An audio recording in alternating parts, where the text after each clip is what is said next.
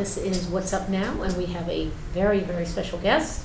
If you would introduce yourself. Oh, my name is Paul Guzzone from the Bacon Brothers Band. And you do a lot of your own work. Yes, I do. Let's not discount Well, let's not mention tonight, because, you know, in hours away, Yes. you'll be on stage performing. Mere hours. Mere You're going hours. to be opening for the Bacon Brothers, and then you're going to be performing Yes. with the Bacon Brothers. Yes, indeed. So it's a double treat. Now tell me, is it just for the second paycheck? You know, I didn't even realize I was getting paid for tonight, to be honest with you. Oh, It's really? It's really funny. Just make sure you don't get shortchanged. Yeah. No, it's definitely not for the paycheck. If it was for the paycheck, I'd be on Wall Street. Trust me. Yes. The music industry is not for the faint of heart. No, For when sure. we were just briefly discussing how you got into corporate work. Right.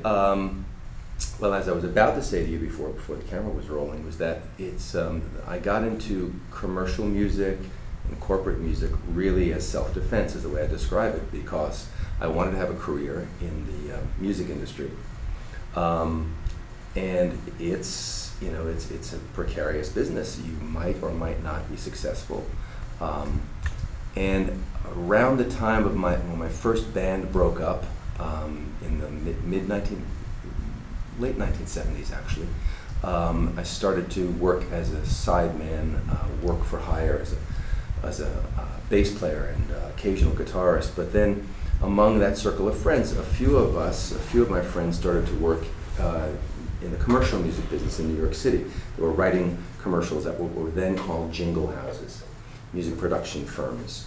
And some of these guys started to buy houses out on the east end of Long Island, and you know, I'm not a dumb guy. I thought, well, if they're doing something right, I should maybe get involved in that business. As with anything that's as lucrative as the commercial music business, it's very competitive. So it took a while, but eventually I worked my way into working as a music producer and staff writer at a couple of different production companies. I started very small in New Jersey in a small local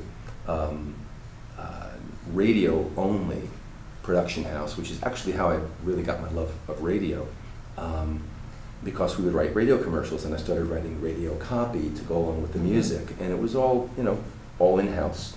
We got hired by local Ford dealerships and shopping malls and specialty stores, and we did radio commercials, and that I was able to build a resume to show that I could do this. And then I went and got a job at a larger firm in Manhattan, where we started doing national work for major clients like IBM and Toyota and Pfizer and all kinds of big companies.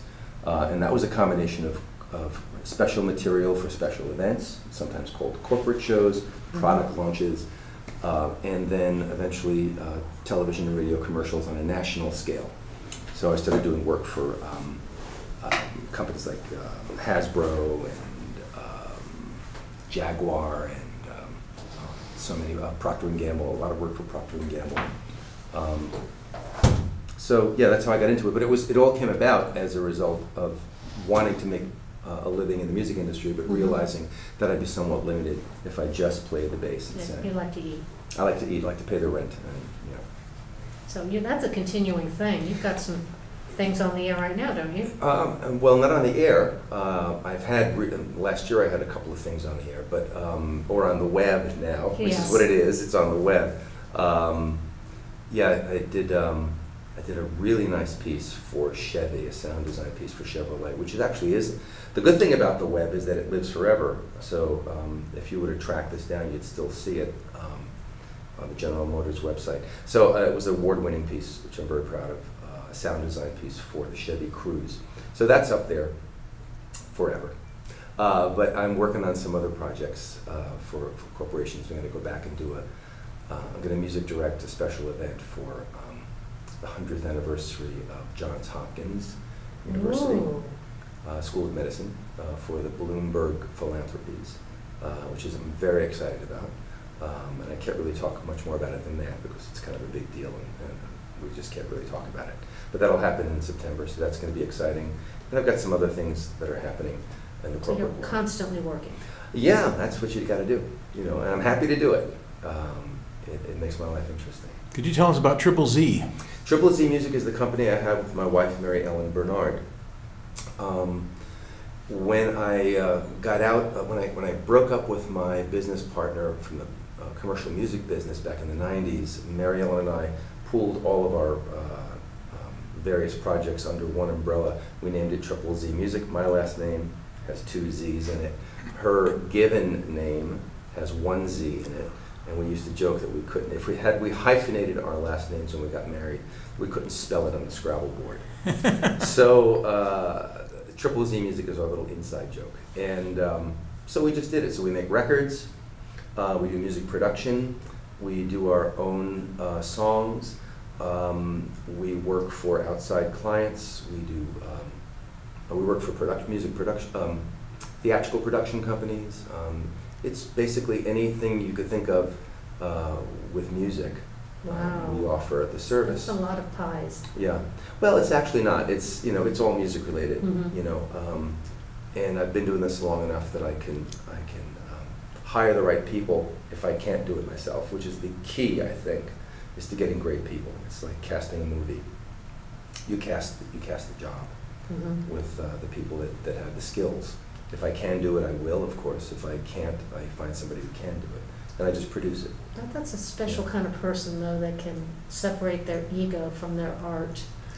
Yeah, yeah. It's fun if you can do it, but you learn pretty quickly that to really do right by the client, or the person who's hiring you, who's paying you, you really can't. You just can't do that. You have to do if they're actually paying you to do this, you have to provide what's right for them, not what's right for you. I have enough that I can do that's personally satisfying. I don't have to worry about. Now, tell us about how the 3-in-1 came about. 3-in-1, well, it goes back really to me deciding about 5 years ago that I wanted to, after 20 years almost of being a music producer and a backup musician and being sort of behind the scenes, I decided that I wanted to express myself personally and go back to writing songs, which is what I did in the very beginning. And I've been fortunate enough in my career to work with some amazing songwriters and watch them work and watch them write and occasionally write with them. So I thought it's time, if not now, when, Mm-hmm. right? So since I've been working with the Bacon brothers, it afforded me the opportunity to make a lot of connections at venues around the country, especially the Northeast and mid-Atlantic states. So I thought I'd make use of those connections and start presenting my own material. So I started doing that seriously about 4 years ago, and I released a record called Chasing the Moon. Mm-hmm. And I did that, and you asked about music production, right? And do I do everything myself? And in that case, I did, for the most part. I wanted to generate a piece of music that came from me in my home. And I came up with this concept of the electronic troubadour, which is probably a little highfalutin and maybe a little pretentious, but a little pretentious maybe. But it's the idea that these days, with the internet and with electronics that are available to any musician or any artist, you could perform your music anywhere in the world in the way that a troubadour or a traveling musician Mm-hmm. would have done centuries ago. So I think the concept is actually valid. I make the music on my computer, it's electronic, I send the music out over the web.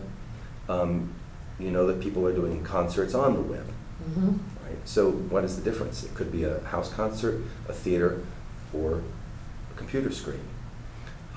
So I'm trying to go with the flow of our culture, and so that's where it started. So I made this record. I brought in some singers that I love to work with, and they sang on my record. But aside from that, everything on that record is me.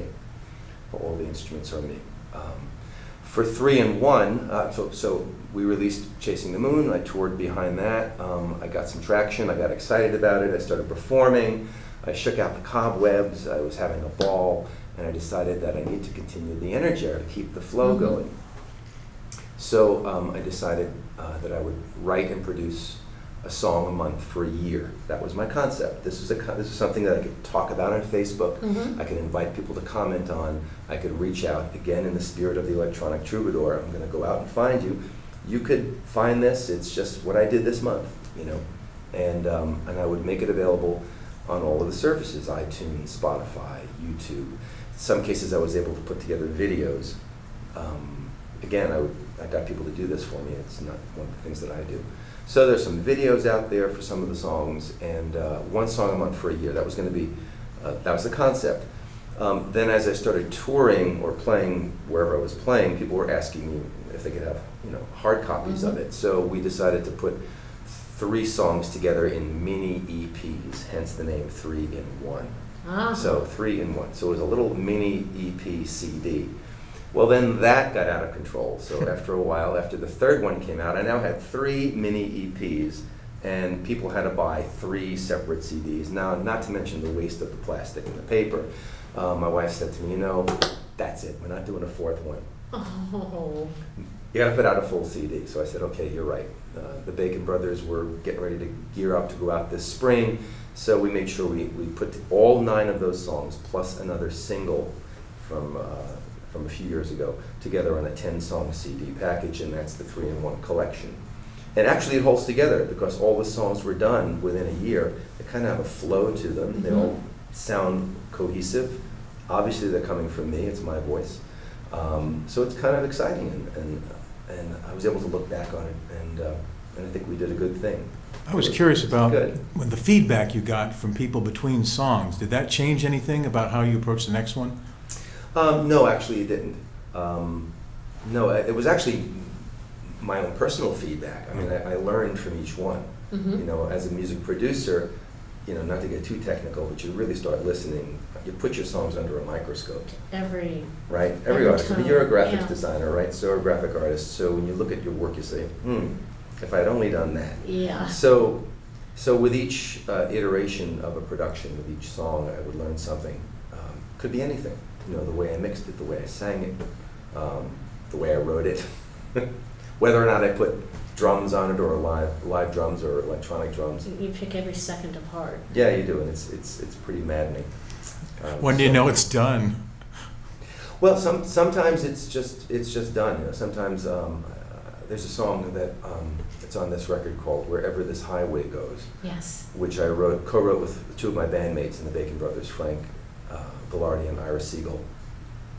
And that was a song that started 2 years before I finished it, because the 3 of us got together at Frank's house in Montclair, New Jersey, and we were writing tracks for the Bacon brothers. We were putting together ideas for songs that we were going to co-write with the guys. One of those songs became 493 Miles, which is on the current Bacon brothers CD. And the way it works is we came up with musical ideas, we created the music tracks, and we handed them to Kevin and Michael, and they either liked it or they didn't. They could relate to it or not. Mm-hmm. In the case of this particular track, Kevin felt it. He wrote a lyric to it, and it became a song. Well, there were 2 other tracks that didn't find their way. One of them was this track that I really loved, and when it came time to do my next 3 songs, Mary Ellen reminded me that there was this great track, and why didn't I write a song for it? Mm-hmm. So I just went at it. So this track was 2 years old, and then in an afternoon, I put together a lyric, and then 2 days later, it was recorded. So wow, that was it got very condensed very quickly, but it started, a while before that. So it happens all different kinds of ways. You had asked me a question a while ago about how songs come together. Mm-hmm. That was, I had no idea that was going to happen, and that's the way it happened. And I wanted to write a song. I was mindful of the fact that we were heading out on the road. I was feeling a little wistful about my old bandmates from many years ago. And I kind of wrote this song that was kind of about my feelings towards my bandmates over the years. And it's sort of a travel song. It's a road song. Oh, it is. It definitely. Yeah. It's a good song to work to, too. Oh, good. Good.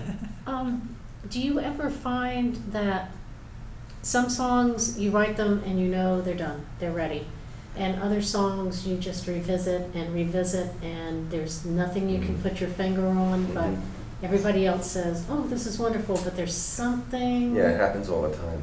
I've got a backlog. There's probably a dozen songs like that just don't seem like they're done. Unhatched. Yeah, and then there are some that happen really quickly. But the song that we talked about earlier today, Season of Joy, was very quickly done. That happened in an Tell us afternoon. about that. Season of Joy is a song that's it's the most different song on the 3-in-1 collection, I believe, because it's a 3/4 time gospel waltz. It is. Feels it stands like, out yeah, it's when very you're listening. different. It just pops. And it came about. I co-wrote that with an old friend of mine, Raffaele D'Onofrio. He's a painter too. It has He's a to be. songwriter and a painter. With a name like that, he's a painter.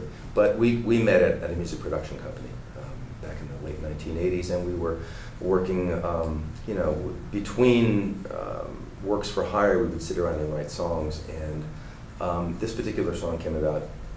He came up with the title as a result of a life experience that he was having at the time. He was losing his father through a long illness, and he came back from Philadelphia, his hometown, one day with this idea, and he was driving back.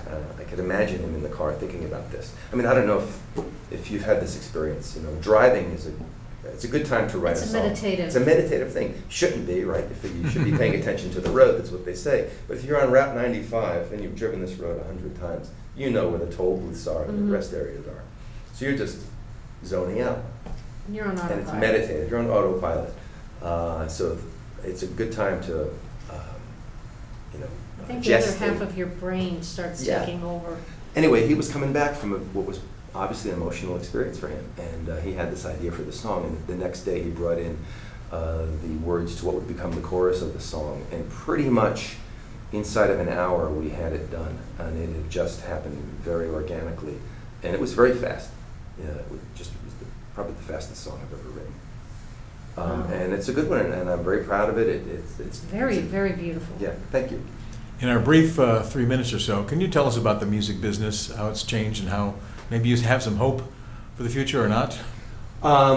Yes, changed a lot. I always have hope for the future. Well, you know, I teach a class on the entertainment industry back in New York at Pace University, and I remind all of my students who are interested in getting into the music business that while the record industry has changed massively and has lost billions of dollars, you know, record sales are virtually non-existent now, the music business as a whole has never been bigger, and more music is being made and heard and used than at any time in the history of the music business.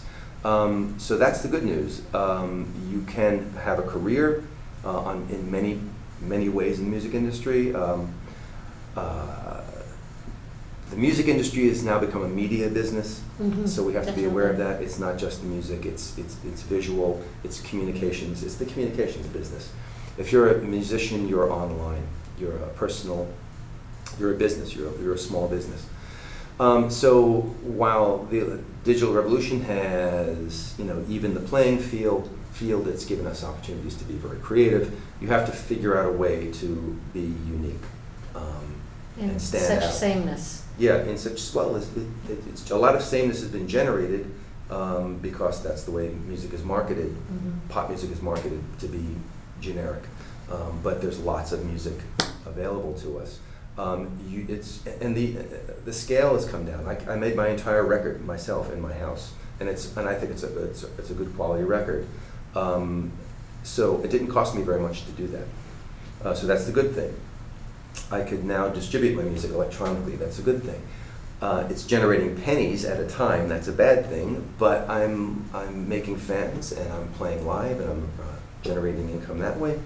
And I have clients that pay me for services that I didn't even dream existed 10 years ago.